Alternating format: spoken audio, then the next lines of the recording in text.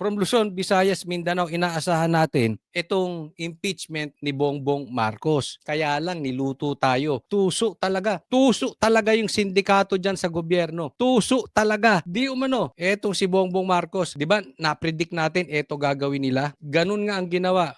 Pag-usapan natin. Marian, ano nang susunod na mangyayari sa impeachment complaint laban sa Pangulo? Yes, Julius, ngayon nga nai-refer na sa House Committee on Justice itong dalawang verified impeachment complaints laban nga kay Pangulong Bongbong Marcos ay uumpisahan na nitong Committee on Justice yung impeachment proceedings. Ibig sabihin po na 1-year bar rule. Ipatutupad na po ito, bawal na may maghain ng panibagong reklamo laban po sa parehong opisyal o laban kay Pangulong Bongbong Marcos. Nadali tayo dyan. Nadali po tayo. Bakit? Kasi tatandaan po natin, isang impeachment lang ang isasampa kada taon. So 3 po yung pumasok na impeachment. Yung una, di umano, ang nagsampa ay kakampi ng Marcos kasi abogado ni Lisa. At yung nag-endorso na congressman, kakampi din nila. Pangalawa, makabayan. Alam naman natin yung makabayan na yan, makabayad lang yan eh. Ano sinasabi natin before? Mga yan, ay tanim impeachment lang. Galing mismo sa kampo yan ng mga sindikato. Di umano.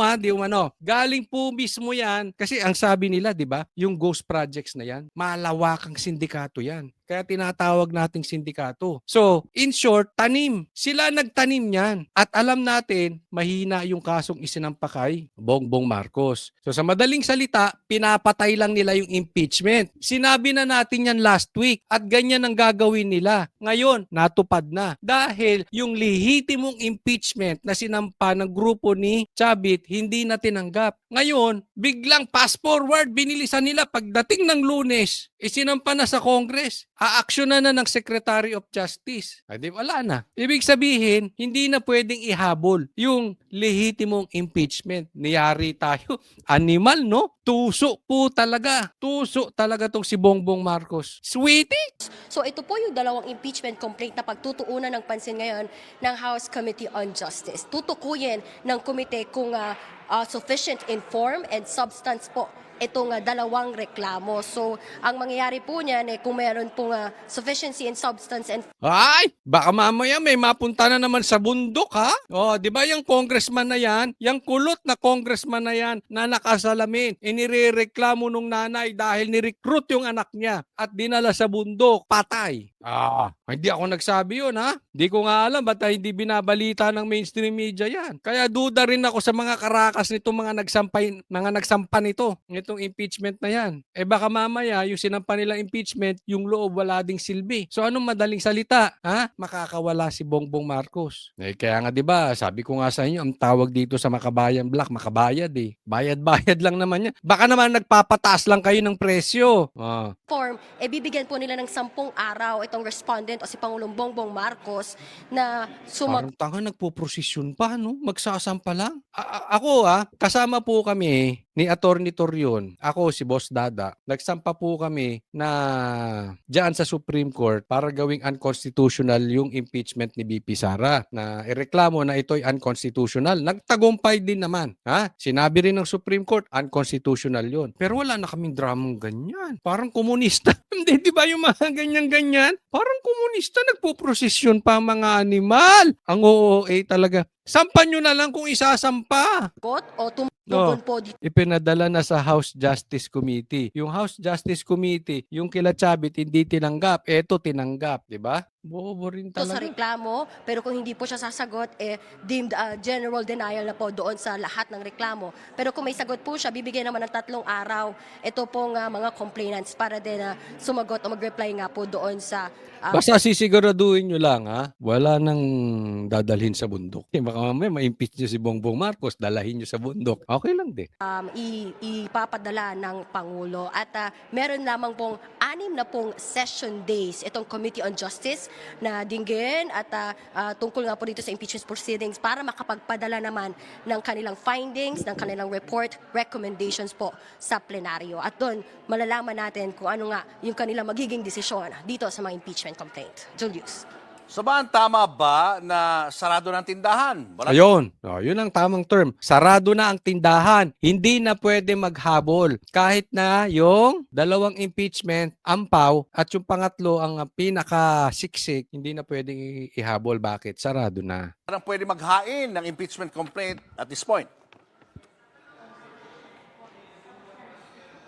Tama ka dyan, Julius, ano, one-year bar rule sa ilalim ng konstitusyon, oras po na ma-refer sa Committee on Justice na nangyari po ngayong gabi, hindi na pwede maghain ng panibagong reklamo o impeachment complaint laban kay Pangulong Bongbong Marcos sa loob po yan ng isang taon. Ano? So, So, sa madaling salita, yung sinasabi natin na mangyayari na itinatanggi nila, nangyari. Kitang-kita po natin kung paano ang pagkatuso ni Bongbong Marcos. Di ba? Yung bridge na hindi niya proyekto, inangkin niya. Etong impeachment, tinanim nila. Ganyan po. Nakikita po natin etong aksyon ni Bongbong Marcos na ito. Ito ay pinapakita sa taong bayan na talagang malawakan ang nakawan nangyari sa gobyerno. At hindi nila papayagan na sila ay maimbestigahan. Hindi nila papayagan na ipakita sa taong bayan na ibabalik namin ang tiwala ninyo. Hindi. Talagang ang plano ng gobyernong ito, lusutan at lusutan lang. Hindi para ayusin talaga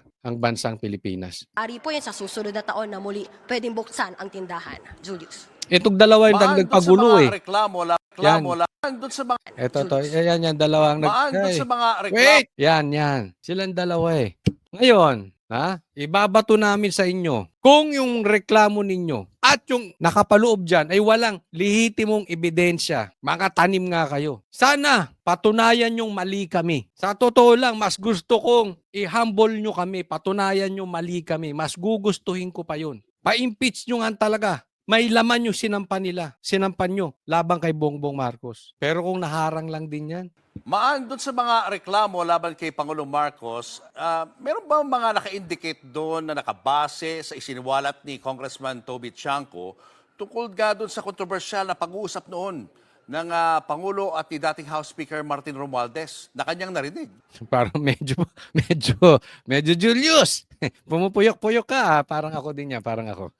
Ito yung issue dyan. Okay? Kasi di ba si Vince Dizon, nandun siya nung pinagalitan ni Bongbong Marcos si Tambaloslos. Sabi niya, ilang bahay ba sa Forbes ang gusto ninyo? Kaya ako walang magawang proyekto dahil sa hindi directly ganito pero parang ganun na. Pangungurakot nyo ni Saldico sa pagnanakaw nyo ni Saldico. Kasi kinukuha nila yung pera. Sinabi po yan ni Chanco na si Chanco ang campaign manager noong 2025 election ng partido ni Bongbong Marcos. Nagukuha natin. So kakampi to ni Bongbong Marcos. Yun sana ang isa sa gagamiting reklamo nung pangatlo at lehitimong impeachment. Kasi doon pala makikita natin to the very least, alam ng Pangulo kung hindi man siya kasabwat, which I doubt, hindi ako naniniwala doon. Pero kunwari, hindi siya talaga kasabwat, alam niya na nagnanakaw yung dalawa. Walang ginawa si Bongbong Marcos. Naiintindihan? Inutil talaga. Pero hindi ako naniniwalang inutil. Kasabwat si Bongbong Marcos. Tanong ko sa inyo, ano sa tingin ninyo? Si Bongbong Marcos, dalawa lang yan inutil o kasabwat. Inutil o kasabwat. Sige, ilagay nyo dyan sa comment section. Ako, sa tingin ko kasabwat. Opinion ko yan Julius, sa mga nabasa natin, sa first and second impeachment complaint, hindi naman nakadetalye yung tungkol dyan sa nabanggit mo na pahayag o yung kwento nga nito ni Navotas Representative Toby Chanco doon sa kanila pag-uusap ni Pangulong Bongbong Marcos. So hindi raw kasali. Yun ang sabi ng reporter. Sabi ni Defensor, yun sana ang isa sa kanilang irereklamo. Kasama yun sa impeachment nila. Kasi matindi yun Walang lusot si Bongbong Marcos dun. Wala siyang kalusot-lusot. Alam mo pala ba't wala kang ginawa? Ni dating House Speaker Martin Romualdez. Ang malinaw, isa nga doon sa pinakamabigat na alegasyon na tinukoy ng mga complainant yung alegasyon ni dating Congressman Zaldico ng kickbacks at budget insertions. Yan yung isa sa mga pinakamabigat na argumento lalo din ng Makabayan Black na gusto talaga nilang matukoy ano nga ba ang kinalaman, direktang kinalaman ng Pangulo tungkol dito. Ayun. Ang pinakamatinding reklamo kickback. Naalala natin, sabi kasi ni Saldico, nagpadala siya ng pera dito kay Bongbong Marcos. na hinatid dito sa Forbes. At magte-testify nga, magiging witness ito si Saldico. Then again, yun nga, hindi nila pinayagan yun. Nakita nyo, no? Ang sweetik ni Bongbong Marcos.